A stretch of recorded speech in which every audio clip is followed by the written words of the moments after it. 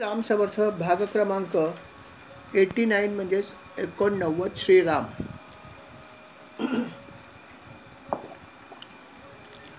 सगळी तयारी झाली होती जयत. हनुमंताने सगळ्या प्रकारची माहिती गोळा केली होती. सीता कुठे आहे, काय कुठे आहे, सैन्य किती आहे, राक्षस काय आहेत काय नाही, सगळी माहिती आणली होती. सगळं जयत तयारी झाली होती. आणि त्याच वेळेस एक घटना घडली की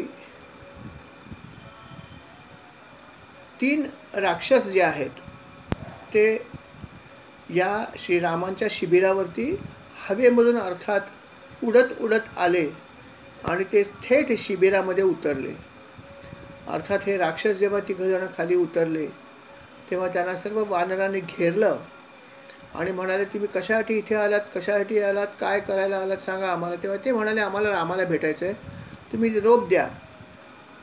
की निरोप असा द्या की लंकेहून मी म्हणजेच विभीषण आणि म्हणजेच रावणाचा भाऊ आणि त्याच्याबरोबर हे आमचे 3 मंत्री जे आहेत ते आलेले आहेत आणि आम्ही रामाला भेटू इच्छितो असं तुम्ही निरोप द्या.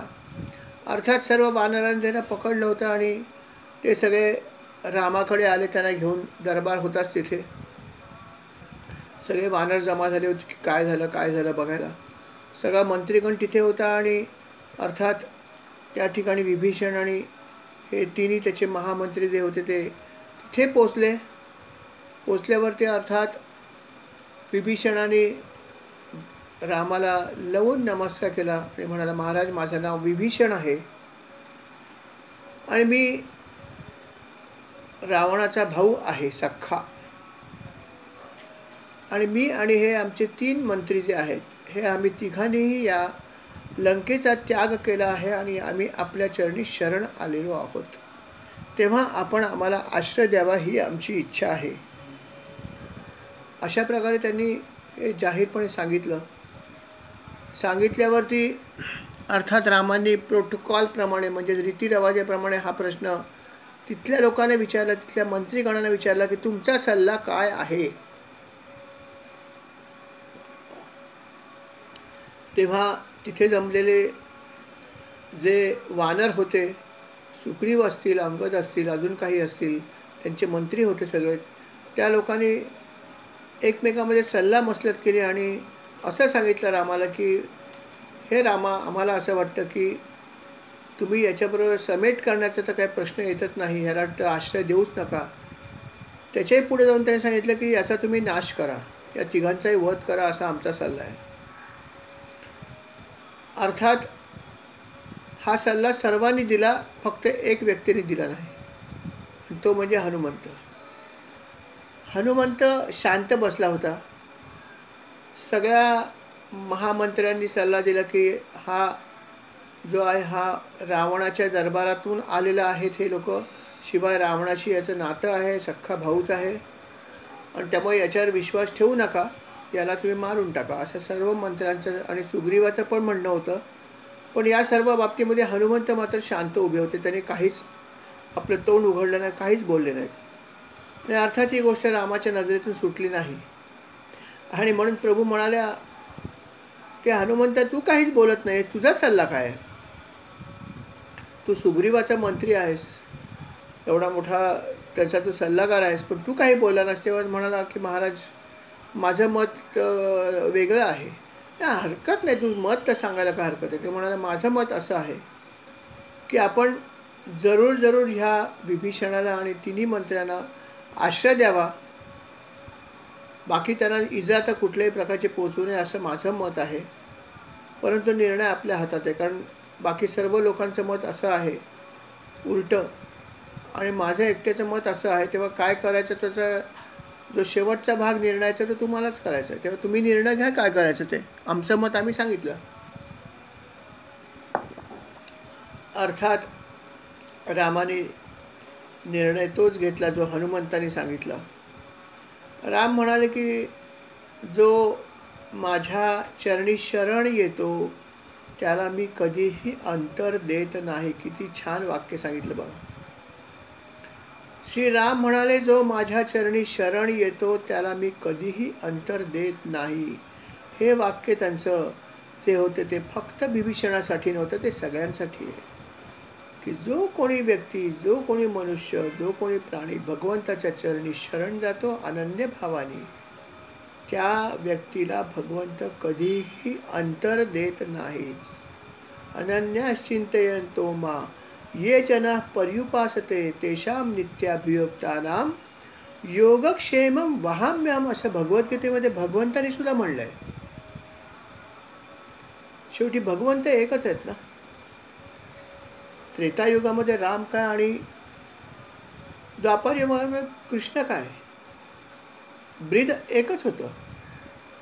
की जो मनुष्य माझ्या चरणी शरण येतो त्याला मी अर्थात अंतर देत नाही. भगवंताने भगवद्गीतेत योगक्षेमं वहाम्यहम् म्हणलंय की मी त्याचा योगक्षेम सुद्धा चालवण्याची जबाबदारी घेत आहे. योगक्षेम म्हणजे त्याचा संसार, त्याचा वेलफेअर, आपल्या भाषेमध्ये सगळ्या प्रकारचं त्याचा संसार नव्हे तर त्याची प्रकृतीसुद्धा, त्याला कुठलीही इजा होऊ नये याची पण मी काळजी घेईन, असाही त्याचा अर्थ होतो. योगक्षेम हा ब्रॉड शब्द आहे खूप.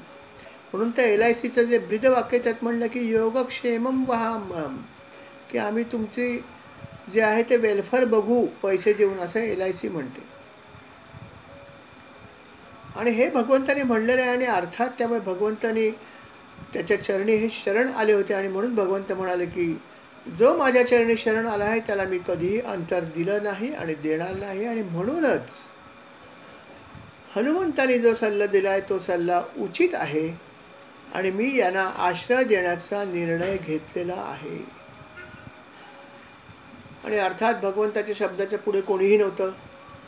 त्यामुळे भगवंताने दिलेला निर्णय अर्थात सर्वांनी आनंदाने मानला. आणि त्या दिवसापासून अर्थात विभीषण जो आहे त्याच्या या मंत्र्यांसह रामाच्या बरोबर राहायला लागले. गंमत बघा, हनुमान चालीसात म्हणलंय, तुम्हारो मंत्र विभीषण माना लंकेश्वर भय सब जग जाना जुग सहस्त्र योजन पर भानु लिल्यो ताही मधुर फल जानू. पुढचा भाग सोडून द्या, परंतु पहिला भाग जो आहे तो महत्वाचा आहे. तुम्हारो मंत्र विभीषण माना लंकेश्वर भय सब जग जाना, की भगवंताकडे तू अनन्य भावाने शरण आलास आणि त्याच ठिकाणी भगवंत म्हणाले राम की तुला मी फक्त माझ्याजवळ ठेवत नाही तर तुला मी लंकेचा राजा करणार, हे लक्षात ठेव. हा माझं वचन आहे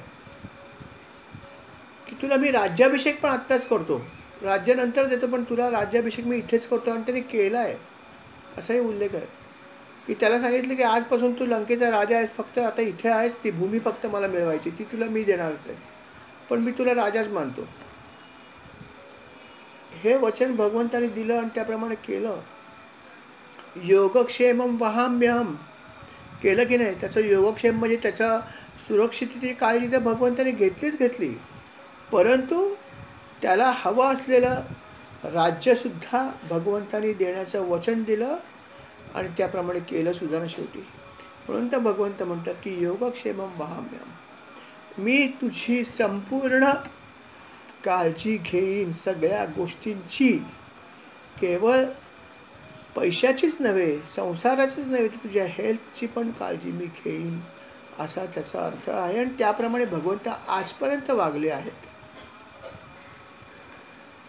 आणि अर्थात ह्या ब्रीदवाक्याप्रमाणे भगवंताने त्यांना आश्रय दिला. आणि ही जी लढाई होती, या लढाईतला मी तर म्हणतो 50% भाग भगवंत या ठिकाणीच जिंकले.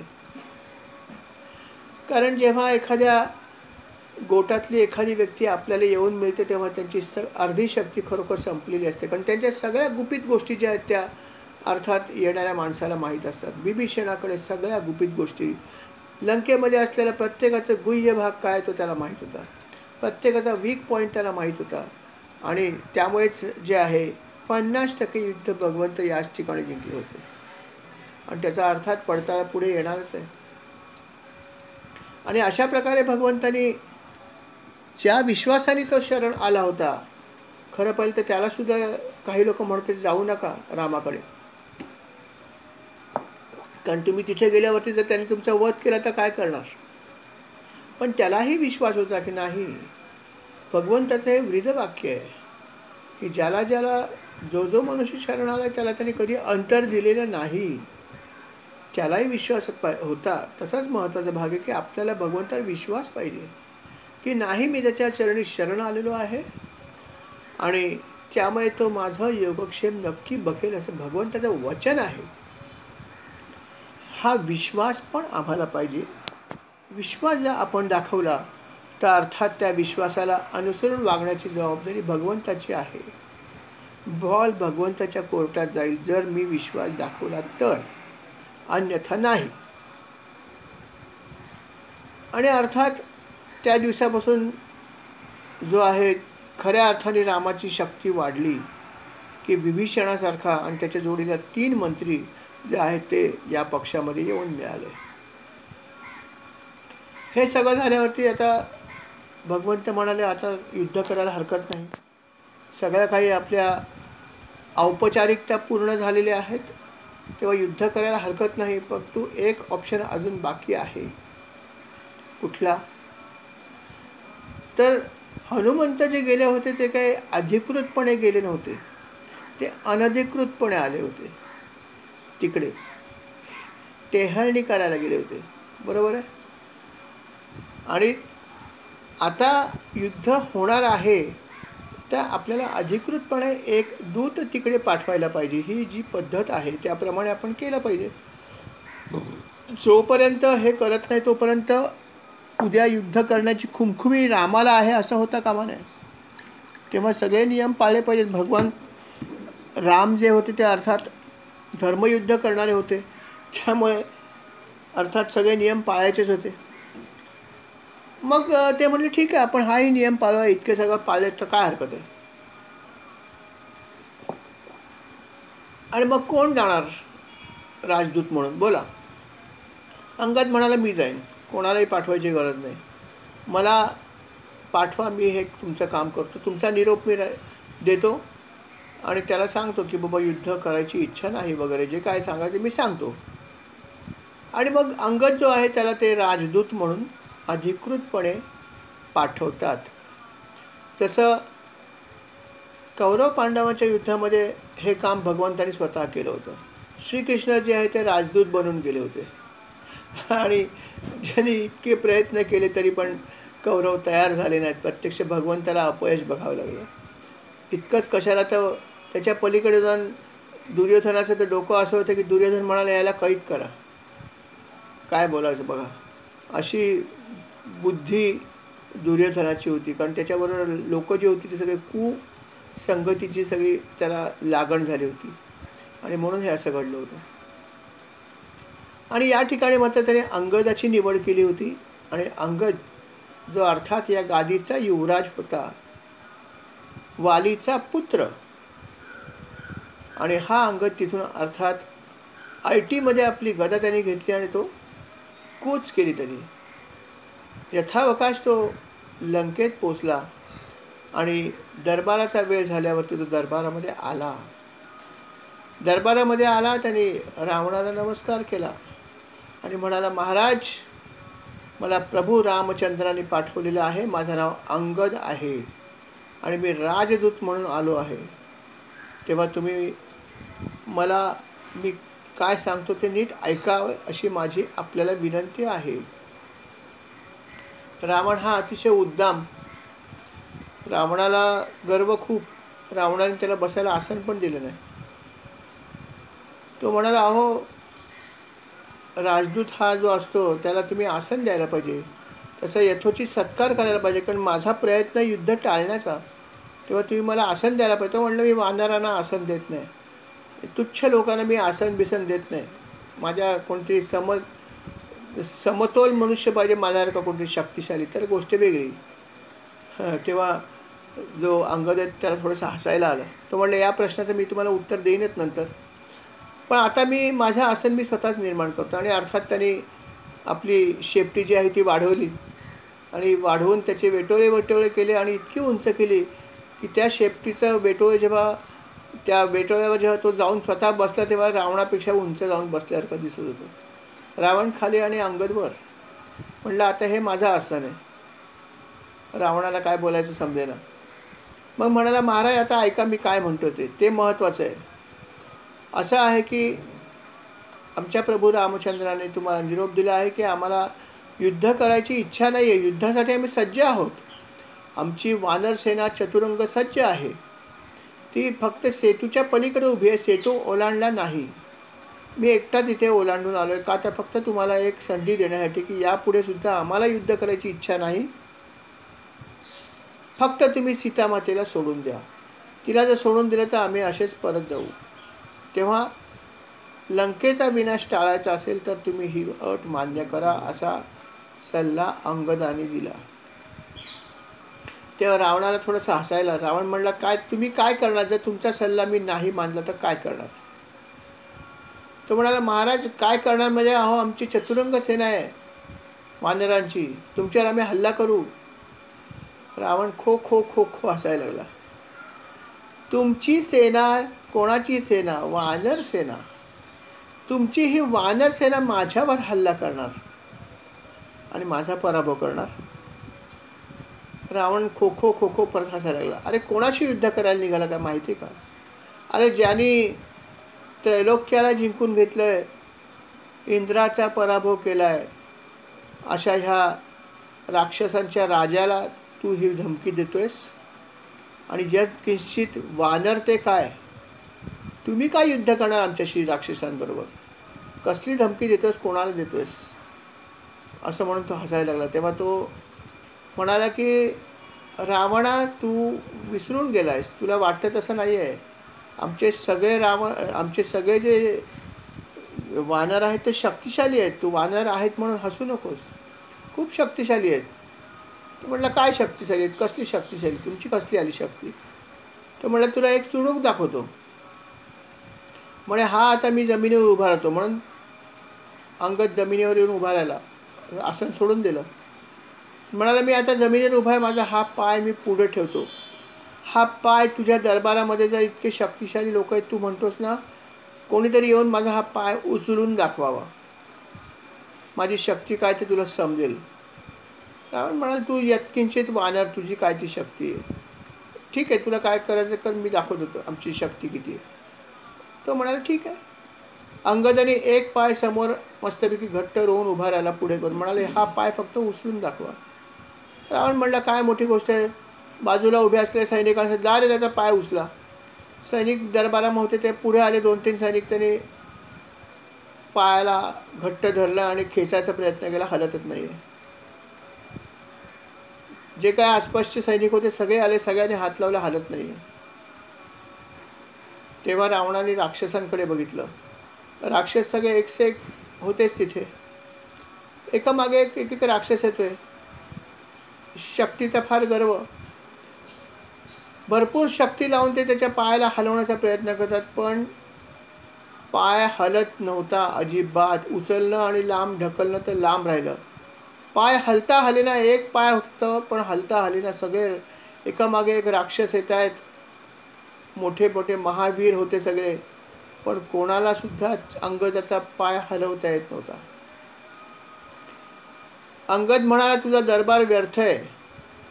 अरे तुझ्या संपूर्ण दरबारामध्ये एक पण योद्धा नाही की तो या वानराचा तुझ्या लेखी तुच्छ वानराचा पाय सुद्धा हलवू शकत नाही. ही तुझी शक्ती, ही तुझ्या दरबाराची शक्ती. असं बोलल्यावर रावणाला खूप राग आला. रावण म्हणाला मी स्वतः हे करतो, कोणाची गरज नाही. आणि रावण स्वतः तिकडे त्या ठिकाणी चालत चालत आला.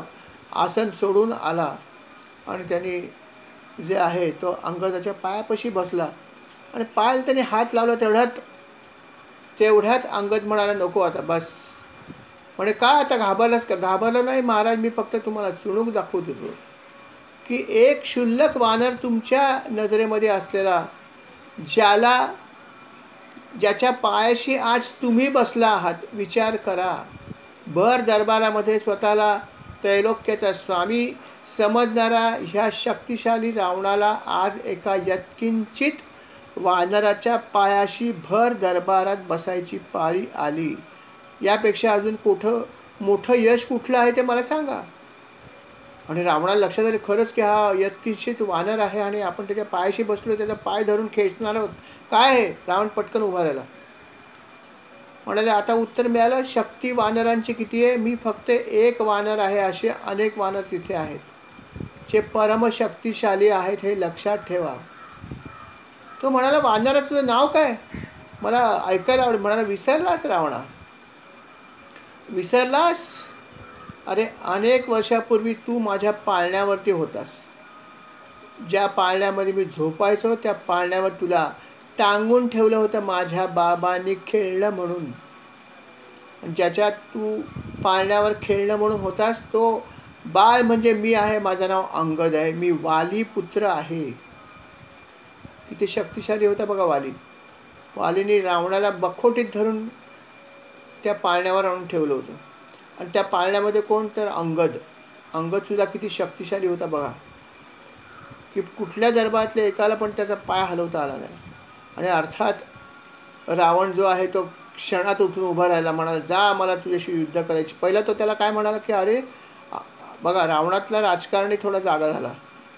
रावणाने विचार केला की अरे अंगद तर मला माहीत आहे आणि वालीला तर मी चांगलाच ओळखतो, तर या वालीचा हा मुलगा असेल तर मग ह्याला आपल्या बाजूने बोलवलं तर किती छान होईल. म्हणून त्याने वालीची लगेच त्याने जुनी ओळख काढली. म्हणा अरे बरोबर आहे, वाली खूप पराक्रमी होते, तुझे बाबा फार पराक्रमी होते, मी त्यांचा नेहमी आदर करायचो वगैरे वगैरे सांगायला सुरुवात केली. आणि त्यांचा तू पुत्र आहेस, मला खूप आनंद आहे. अरे आपण जवळचेच आहोत सगळे, तेव्हा तू माझ्या बाजूने ये. बघा लगेच पाखरण केली. तू माझ्या बाजूने ये, खूप चांगलं होईल, तुला हवं ते मी देईन सगळं वगैरे वगैरे सगळं तो बोलला. राजकारणी शेवटी. अंगद म्हणाला मी सत्याच्या बाजूने लढतो आणि भगवंत जिथे आहे तिथे सत्य आहे आणि जिथे भगवंत तिथे विजय आहे, हेही लक्षात ठेव. आणि त्यामुळे मी कदापि माझी ही बाजू बदलणार नाही.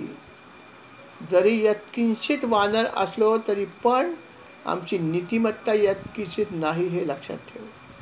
आणि अशा प्रकारे ठाम नकार दिला अंगदाने आणि त्याला सांगितलं की रावणा, या सगळ्या गोष्टी आता बाजूला ठेव. तुला चुणूक मिळाली आहे सामर्थ्याची. मी वाली पुत्र आहे, लक्षात ठेव. आणि मी रामाच्या बाजूने लढणार आहे. तेव्हा सावध हो, असे अनेक वानर आहेत तिथे की जे महाशक्तिशाली आहेत. तुझ्या सैन्याचा आम्ही नक्की धुव्वा उडवू, हे लक्षात ठेव. तेव्हा अजूनही वेळ गेली नाही आहे. तू शरण ये भगवंताच्या आणि सीता मातेला परत दे. आम्ही युद्ध करणार नाही. युद्ध करायची इच्छा आजही आमची कोणाचीच नाही आहे. भगवंताने हा निरोप दिला तुझ्यासाठी. तेव्हा युद्ध न करता शहाणपणा असेल तर सर्वनाश जर टाळायचा असेल तर निमूटपणे सीता मातेला सोडून दे आणि युद्ध टाळ. हा माझा निरोप तुला जो आहे तो भगवंताने दिलेला आहे, तो मी तुला सांगतोय. तर बोल काय उत्तर देऊ. इतकं सगळं बघून, इतकी त्या अंगदाची शक्ती बघून सुद्धा रावणाला बुद्धी आली नाही. रावण म्हणतो ते काय नाही, तू मला सांगू नकोस हे सगळं. मी कोणालाही घाबरत नाही. मी अतिशक्तिशाली असा मोठा राक्षस आहे आणि मी तुझ्या रामाला सुद्धा घाबरत नाही. जाऊन सांग काय करायचं ते कर. मी युद्धाला तयार आहे. मी सर्व देवांना जिंकलेला आहे. मी त्रैलोक्याचा स्वामी आहे. त्यामुळे मी या यत्किंचित मानवाला घाबरत नाही. जाऊन सांग त्याला माझा निरोप. आणि अशा प्रकारे अतिशय उद्धटपणे जो आहे तो निरोप त्यांनी अंगदाकडे दिला. सगळे प्रयत्न व्यर्थ गेले. अर्थात अंगदाने तो निरोप घेतला आणि यथावकाश तो रामाकडे आला. सगळा वृत्तांत त्याने सांगितला. अर्थात त्याचं वृत्तांत ऐकल्यावर इतरांना थोडंसं आश्चर्य वाटलं की इतकं सगळं दाखवून अंगदाने सुद्धा ह्याला शक्ती दाखवून सुद्धा ह्याला का अक्कल नसेल आली. न येण्याची दोन कारणं होती. एक म्हणजे अहंभाव, दुसरी म्हणजे त्याच्या मनात ही एक इच्छा होती, जर चुकून जरी रामाचा पराभव झाला तरी आपल्याला सीता मिळेल. बस ती एक प्रचंड इच्छा होतीच त्याच्या मनामध्ये. अत्यंत तो पापी होता. आणि त्यामुळे त्याने विचार केला की काय सीतेला परत द्यायचं नाही, आपल्याकडे खूप वीर आहेत, 101, आपण नक्की पराभव करू, याची त्याला थोडीशी खात्री पण होती. आणि म्हणून त्यांनी तो प्रस्ताव जो होता संधीचा तो नाकारला, म्हणाला युद्ध करायला मी तयार आहे. अर्थात विभीषणाला ह्याचं काही आश्चर्य वाटलं नाही. विभीषण म्हणाला ये तो होना ही था, किंबहुना हे होणार त्याची खात्री असल्यामुळेच विभीषणाने लंकेचा त्याग केला होता. जसं विदुराने सुद्धा तिथून सोडून तो निघून गेला का, तर त्याला युद्ध नको होतं. अर्थात त्याने युद्ध केलं पण नाही कोणाच्याच बाजूने, पण तो म्हणाला मला ही गोष्ट पसंत नाही आहे जी धृतराष्ट्र करतायत, चुकीची करतायत. सल्ला दिला, जसा विभीषणाने सल्ला दिला की युद्ध करू नका, यांनी पण दिला. दोघांनाही अवहेलना मिळाली आणि नगराबाहेर जा असं सांगण्यात आलं. दोघे जण सोडून गेले, परंतु विभीषणाने सरळ जे आहे ते भगवंताच्याकडे येऊन तो बसला आणि हा मात्र उद्धव मात्र तीर्थयात्रेला निघून गेला. अशी कथा आहे महाभारताची. अर्थात युद्धाशिवाय पर्याय शिल्लक राहिल्याने प्रभू रामचंद्र म्हणाले आपण आपलं काम केलेलं आहे, आता युद्धाला आपण सुरुवात करूया. आणि त्याप्रमाणे चतुरंग सेना सज्ज होतीच आणि ती सेना घेऊन अर्थात प्रभूच्या रामचंद्रांनी सेतू पार केला आणि सेतू पार करून ते यथावकाश जे आहे ते लंकेत पोचले. आणि लंकेमध्ये अर्थात तिथे रावणसुद्धा युद्ध करण्यासाठी सज्ज होता. आणि मग अर्थात घनघोर युद्ध त्या ठिकाणी झालं. सगळी वानर सेना आणि राक्षस सेना एकमेकाशी जोरात लढली. खूप जोरदार असं हे युद्ध सुरू झालं आणि त्या युद्धामध्ये अर्थात अनेक लोकांचा संहार झाला. शेवटी राक्षसांचा संपूर्ण संहार झालेला आहे यात शंकाच नाही आहे. परंतु काही काही राक्षस खूप पराक्रमी होते, खूप त्यांची शक्ती होती. परंतु त्या सर्व राक्षसांच्या गुह्य गोष्टी ज्या आहेत त्या विभीषणाला माहीत होत्या. त्यामुळे त्या सर्व राक्षसांचा वध झाला. एकामागे एक त्यांचे सेनापती येत होते. प्रहस्त आला, अनेक त्यांचे सेनापती आले. त्या सर्व राक्षसांचा वध जो आहे तो कधी रामाने केला, कधी लक्ष्मणाने केला. आणि एकामागे एक अतिशय शक्तिशाली असलेले सगळे राक्षस जे आहेत ते एकामागे एक त्यांचा त्याने वध केला. बघता बघता त्याची सेना जी आहे ती एकामागे एक संपत चालली होती आणि त्याला खूप चिंता निर्माण झाली की अशा प्रकारे जर युद्ध झालं तर माझा संपूर्ण पराभव होईल, काय करावं आपण. आणि त्यावेळेस अर्थात जे आहे तो मेघनाथ म्हणाला बाबा तुम्ही चिंता करू नका, मी आता युद्ध करतो. इतके वेळी इतर सेनापतींनी केले, मी तर इंद्राला जिंकलेला माणूस आहे, मी युद्ध करतो, बघा आता काय होतं. आणि अर्थात इंद्रजित जेव्हा युद्धासाठी निघाला, रावणाला खात्री होती की यश घेऊनच परत येणार, अपयश त्याला नाहीच माहिती. आणि अर्थात इंद्रजित सुद्धा युद्धासाठी आला. इंद्रजित युद्धासाठी आला. जोरदार घनघोर युद्ध सुरू झालं. त्यावेळेस जेव्हा इंद्रजित त्या युद्धासाठी आला त्यावेळेस लक्ष्मण तिथे होते आणि लक्ष्मण जे आहेत त्या लक्ष्मणांबरोबर त्याची घनघोर युद्ध झालं. लक्ष्मण म्हणाले होते की दादा तुम्ही थोडीशी विश्रांती घ्या, आता हा युद्धाचा भाग मी सांभाळतो. आणि त्याप्रमाणे लक्ष्मण जे आहेत ते त्याच्याबरोबर युद्ध करत होते. घनघोर युद्ध सुरू होतं. लक्ष्मणाची बाजू अर्थात नक्कीच सरशी त्याची होत होती. अनेक त्यांनी अस्त्र सोडली मेघनादाने, परंतु सगळी अस्त्र त्याची जी आहेत ती लक्ष्मणाने निरास्त केली. जेव्हा हे लक्षात आलं इंद्रजिताचं की माझी सगळी अस्त्र सगळी शस्त्र जी आहेत ती लक्ष्मणासमोर चालत नाहीत, तेव्हा त्याने अर्थात नेहमीप्रमाणे एक गोष्ट केली ती म्हणजे त्याच्या मायावी शक्तीचा त्याने वापर केला. मायावी शक्तीचा त्याने वापर केला आणि तो अदृश्य झाला. आणि अदृश्य होऊन तो अर्थात ढगामध्ये जाऊन लपला. अर्थात तो दिसत नसल्यामुळे कोणाला बाण मारायचा काय मारायचा काही समजायला मार्गाने. आणि अशा वेळेस लक्ष्मण क्षणभर गोंधळून गेला आणि त्याच क्षणाचा फायदा उचलून एक शक्ती जी आहे ती त्याने अर्थात सोडली आणि ती शक्ती लक्ष्मणाला लागल्यावरती लक्ष्मण जो आहे तो बेशुद्ध होऊन पडला. आणि त्या ठिकाणी स्वल्पविराम युद्धाला मिळाला, कारण त्यावेळेस सेनेचं नेतृत्व एकटा लक्ष्मण करत होता. राम जे आहेत ते पिछाडीवर होते, शिबिरामध्ये होते. आणि लक्ष्मण जो आहे तो बाण लागल्यामुळे अर्थात मूर्छित होऊन पडला. हनुमंतांनी आणि सर्व वीरांनी त्यांना उचलून छावणीमध्ये आणलं.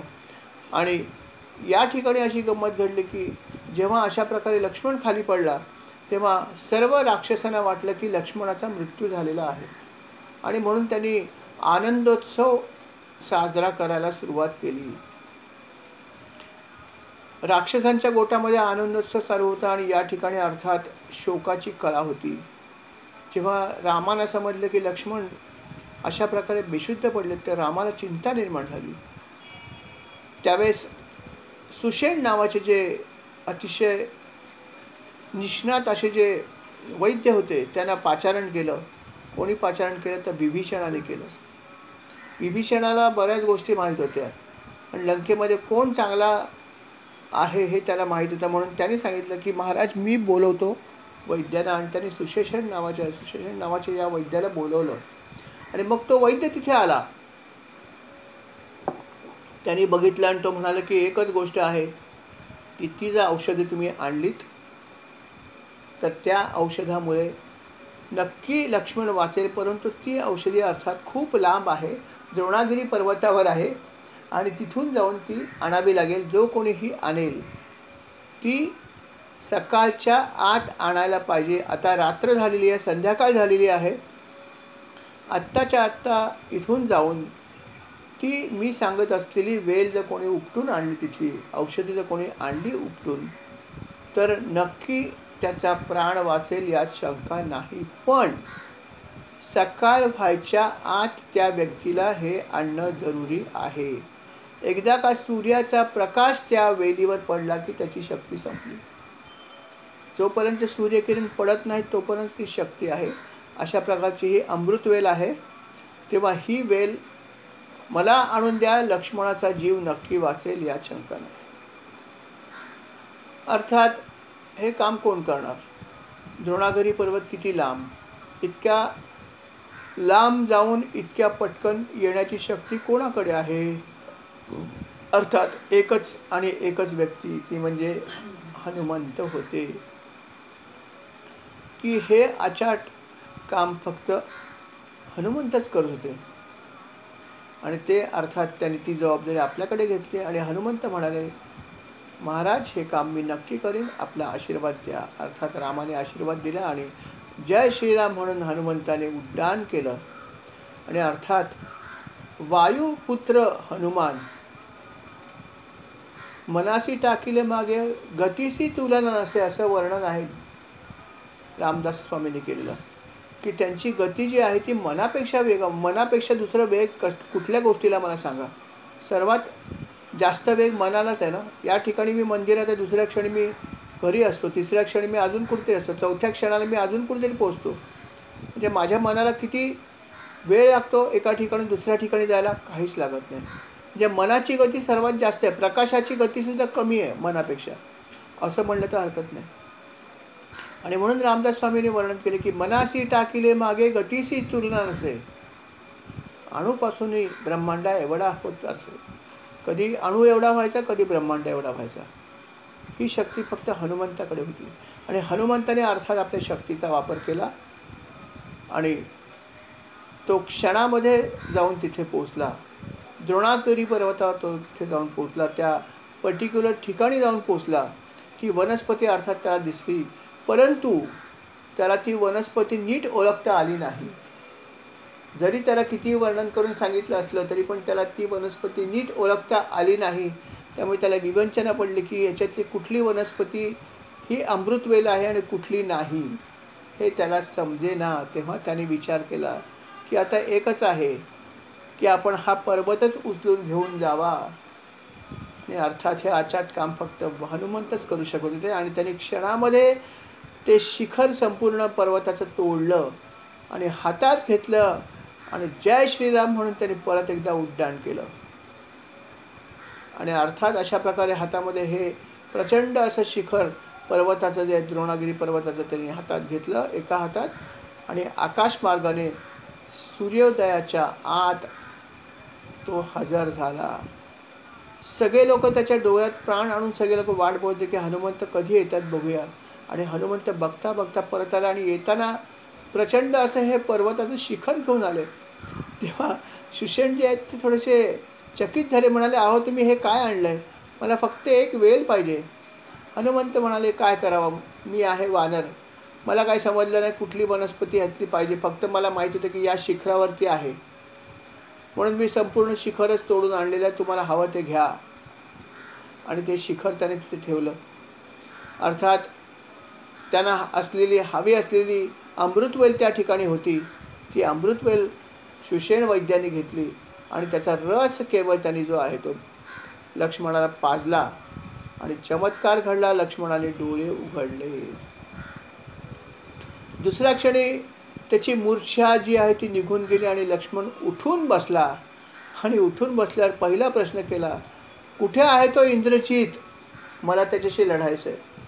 बघा काय, कुठे आहे तो इंद्रजित? मला त्याच्याशी लढायचं आहे. आत्ताच्या आत्ता मी लढायला जाणार.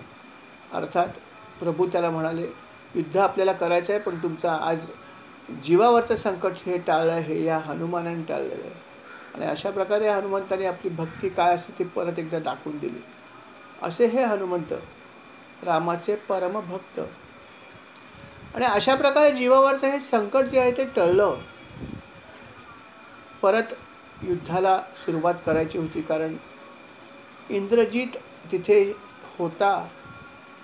दुसऱ्या दिवशी युद्ध करायचं ठरवलं. ज्या क्षणी इथे ही वनस्पती आली आणि लक्ष्मण जेव्हा मूर्छित होते ते जेव्हा शुद्धीवर आले, सर्व वानरांनी भुभुक्कार केला, जोरदार जयघोष केला आणि लंकेमध्ये तो जयघोष ऐकवला. आणि ते सगळे चकित झाले की अशी कुठली गोष्ट घडली की ज्यामुळे आनंदाने वानरांनी भुभुक्कार केलाय. तेव्हा अर्थात त्याला ही बित्तम बातमी नंतर समजली की लक्ष्मण जो आहे तो जीवित आहे. लक्ष्मण जीवित आहे म्हटल्यावरती अर्थात हा म्हणाला, काळजी करू नका महाराज, मी आहे, मी याला जाऊन परत मारून टाकतो. काय कशाला तुम्ही काळजी करता? इंद्रजित म्हणाला, काळजी करू नका, त्याचा वध करण्याचं काम माझं आहे, मी त्याला करीन नक्कीच, त्याचा वध मीच करणार. रावण म्हणाला, ठीक आहे. हे सगळं झालं आणि दुसऱ्या दिवशी असं ठरलं की आता युद्ध करायचं परत एकदा. आणि त्यावेळेस जे आहे विभीषण थोडेसे चिंतातूर होते. राम म्हणाले, का चिंता करतोस? माझा हा भाऊ खूप पराक्रमी, हा उद्या नक्की त्याचा वध करेल, यात शंका नाही आहे, मला पण जायची गरज नाही आहे. तो म्हणाला, हे सगळं ठीक आहे, पण तुम्हाला माहीत नाही काय तिथे चाललं आहे लंकेमध्ये. लंकेमध्ये काय चाललं हे केवळ मी जाणतो. इथेच तर विभीषणाचं काय महत्त्व आहे ते लक्षात येतं. जसं त्यांनी लक्ष्मणाचा जीव वाचवला सुषेण वैद्याला लंकेतून आणून, तसा दुसरी महत्त्वाची गोष्ट आज या ठिकाणी तो करत होता. तो म्हणाला, महाराज तुम्हाला माहीत नाही आता तिकडे लंकेत काय चाललं असेल याची मला खात्री आहे. काय चाललं आहे? काय चाललं आहे? अहो आता तिथे इंद्रजित जो आहे तो यज्ञ करतोय. आणि इंद्रजित जो यज्ञ करतोय, हा जर यज्ञ इंद्रजिताने जर पूर्ण केला तर त्या यज्ञातून जो रथ त्याला मिळेल, त्या रथावर जर तो एकदा आरूढ झाला तर त्याचा पराभव कोणीही या पृथ्वीतलावर नाही, या स्वर्गात सुद्धा करू शकणार नाही, हे लक्षात ठेवा. असा हा रथ त्याला मिळणार आहे हा यज्ञ पूर्ण झाल्यावर. तेव्हा आपण आत्ताच्या आत्ता युद्धाला गेलं पाहिजे.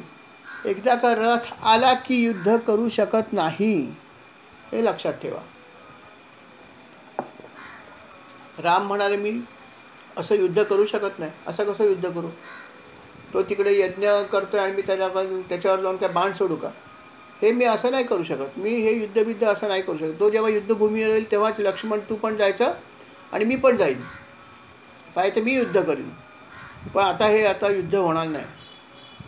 आता या उत्तरावर काय म्हणावं? विभीषणाने सांगितलं एकदा, पण त्याचा काही परिणाम नाही. राम म्हणाले, मी धर्मयुद्ध करणारा माणूस आहे, हे अधर्माचं काम आहे. तो तिकडे यज्ञ करताना मी त्याच्यावर हल्ला केला तर लोक मला काय म्हणतील, मी नाही करणार, असं म्हणून रामाने नकार दिला.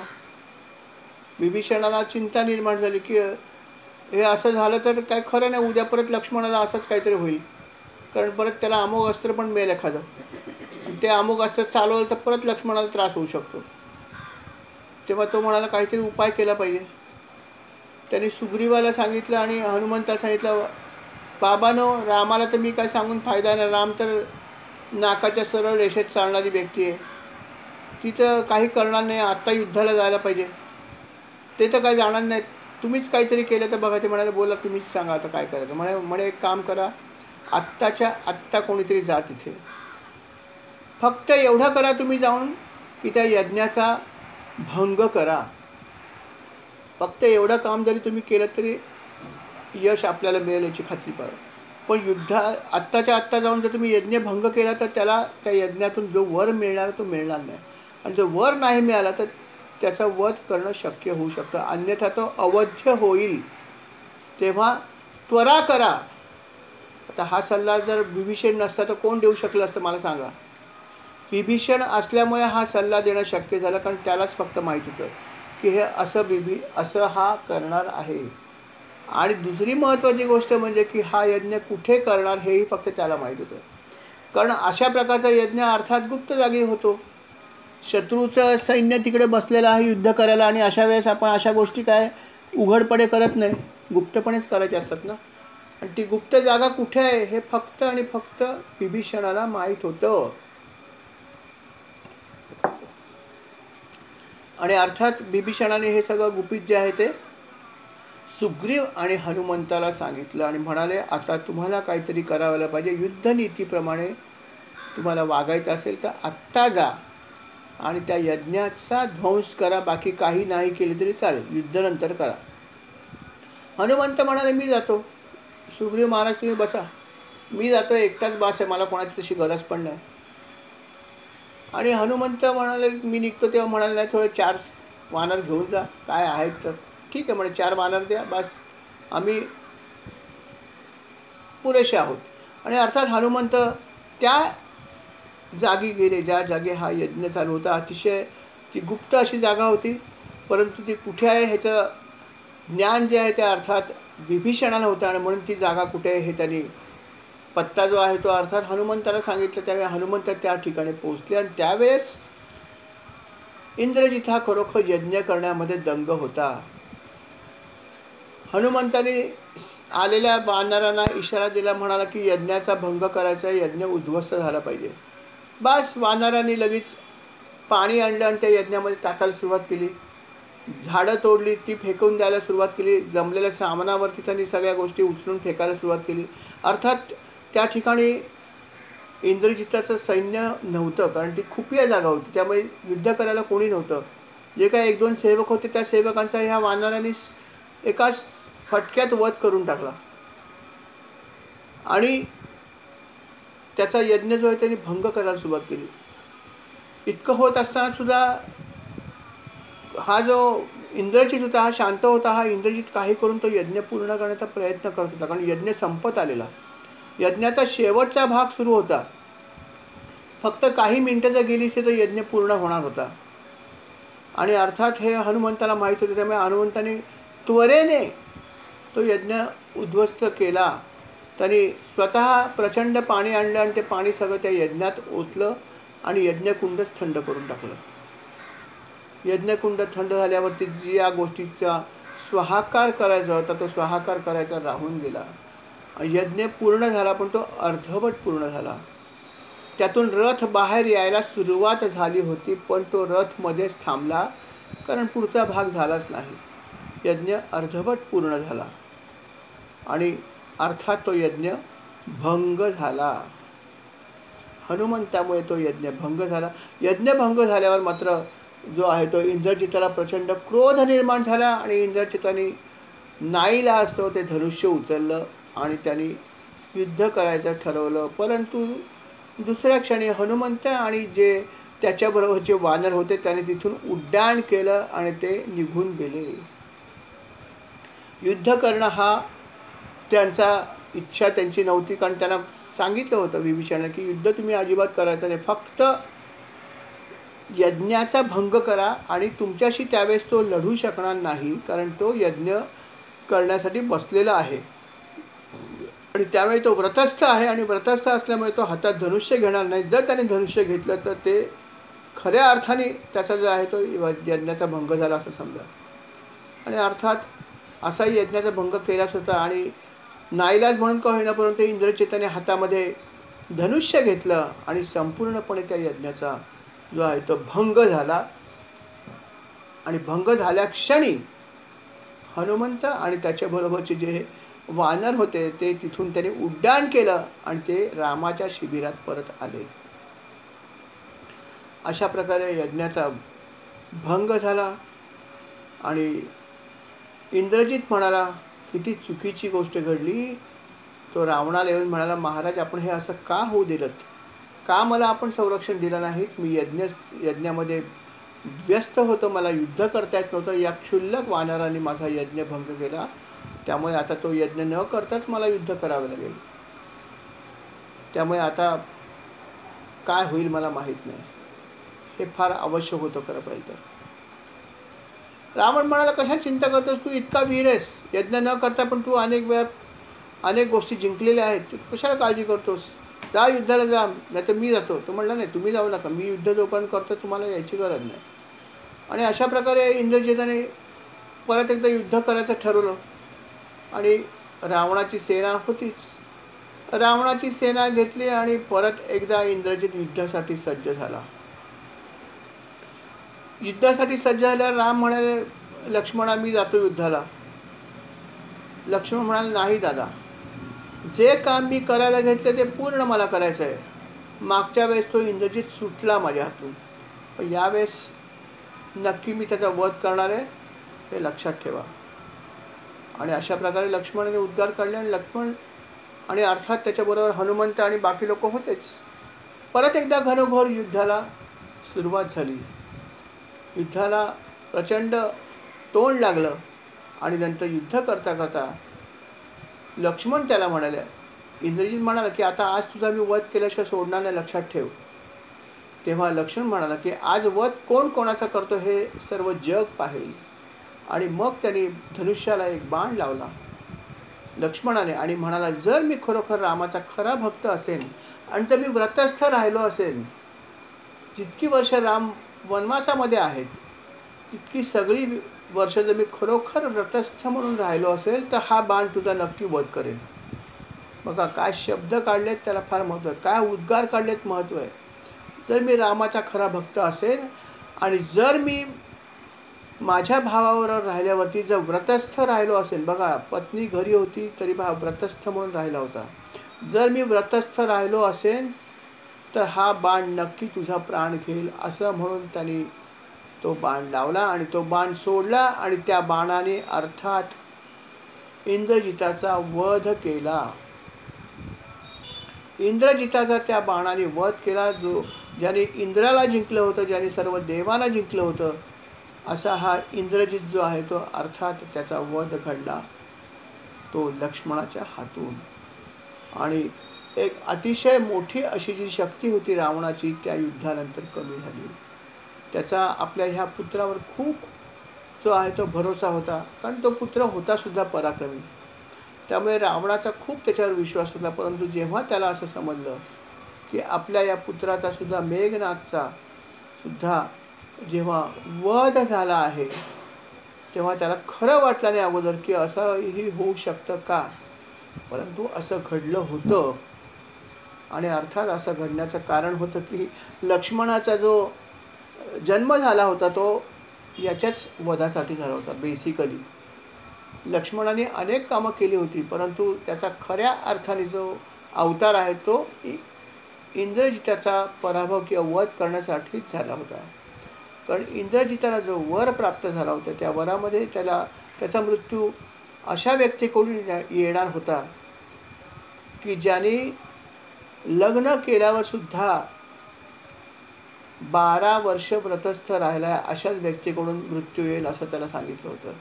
विचार करा की लग्न झाल्यावर कोण अशी व्यक्ती आहे की जी व्रतस्थ राहू शकते 12 वर्ष, असं कोणीही राहणं अशक्य आहे. पण लक्ष्मण व्रतस्थ राहिला होता. आणि म्हणूनच लक्ष्मण म्हणाला, जर मी व्रतस्थ राहिलो असेल, जर मी रामाचा भक्त असेल तर हा बाण इंद्रजिताचा नक्की वध करेल आणि त्या बाणाने त्याचा वध केला, कारण त्यामागे लक्ष्मणाची शक्ती होती व्रताची. आणि त्याप्रमाणे लक्ष्मण जो आहे त्या लक्ष्मणाने आपलं काम केलं आणि इंद्रजिताचा वध झाला. इंद्रजिताचा वध झाला अर्थात रामाच्या गोटामध्ये आनंदी आनंद पसरला आणि रावणाला विश्वास बसेना की माझ्या या पुत्राचा वध होऊ शकतो. हे त्याला खरं वाटलं नाही. तो म्हणला असं होऊ शकत नाही, परंतु ते सत्य होतं. त्याच्या या पराक्रमी पुत्राचा वध झाला आणि त्याचं एकमेव कारण म्हणजे अर्थात रावणच होता. पण रावणाने जे पाप केलं होते त्या पापाची साथ याने दिली, म्हणून त्याच्याबरोबर असलेल्या प्रत्येक माणसाचा वध झाला होता. कारण जे जे लोक पाप करतात त्या पापांची जे लोक साथ देतात त्या सर्वांचा सर्वनाश होतो, असं विधी लिखितच आहे. आणि त्याप्रमाणेच अर्थात हा इतका पराक्रमी असून सुद्धा याचा सुद्धा वध झाला. त्याचं एकमेव कारण अर्थात जो आहे तो त्याचे वडील रावण हेच होते. अशा प्रकारे या महाशक्तिशाली अशा इंद्रजिताचा सुद्धा वध झाला होता. रावणाला हा धक्का जो आहे तो पचवणं कठीण झालं होतं की माझा इतका पराक्रमी पुत्र सुद्धा हे यत्किंचित लोक मारू शकतात हे त्याला वाटलंच नाही. त्याला इतकं होऊन सुद्धा हे वाटलं नाही की हे माझा सुद्धा वध करू शकतात, हे पण त्याला स्वप्नात सुद्धा वाटलं नाही. आणि इथेच तर गफलत झाली त्याची. मुळामध्ये जेव्हा त्यांनी वर मिळवला होता तेव्हा त्या वरामध्ये त्यांनी अनेक गोष्टी मागितल्या. जसे राक्षस वर मागताना अनेक गोष्टी मागतात, मला इथून मरण नको, मला तिथून मरण नको, मला याच्यापासून धोका नको, त्याच्यापासून नको. त्याने अनेक गोष्टी सांगितल्या होत्या. मला देवांपासून मरण नको, मला आमट्यापासून नको, गंधर्वापासून नको, राक्षसापासून नको, पशुपासून नको, पक्ष्यापासून नको, पण मानवाकडून मरण नको हे बोललाच नाही. कारण काय की हा मानव मला काय करणार आहे, क्षुद्र आणि वानर हे मला काय करू शकतात, हे सर्व क्षुद्र लोक आहेत.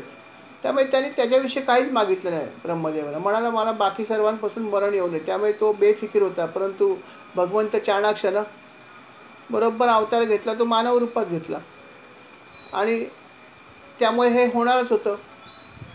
परंतु ते सुद्धा त्याला ज्ञात नव्हतं की एवढं पण त्यांनी डोकं वापरलं नाही. त्याला तेच वाटत होतं की राम कसला हा क्षुल्लकच आहे आणि म्हणून तो युद्ध करणारच होता, कारण त्याचा शेवटी वध ह्याच्या हातूनच होणार होता.